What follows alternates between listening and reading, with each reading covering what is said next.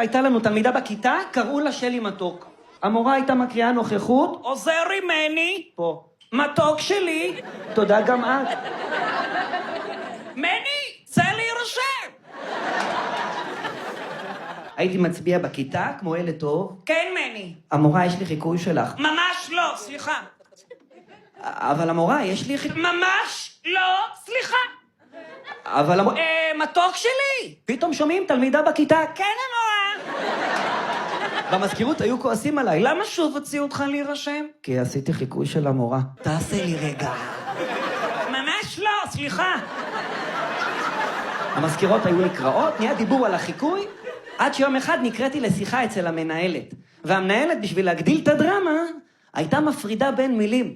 אני שמעתי שאתה עושה חיקויים ועוד של מי? של תרצה. אז אני אומר לך את זה פעם ראשונה ואחרונה. תראה לי גם. ואני כזה, המנהלת, שמת לב שהמורה תרצה כועסת, יש לה משפט אחד קבוע? ממש לא, סליחה. אוי, זה מעולה! אגב, אתה מושעה! כמה דקות אחרי, המנהלת זימנה את תרצה, המורה. תרצה, בואי רגע בבקשה. תרצה, תגידי רגע, ממש לא, סליחה. ממש לא, סליחה? אוי, אוי, אוי, אוי. תגידי את זה שוב. ממש לא, סליחה.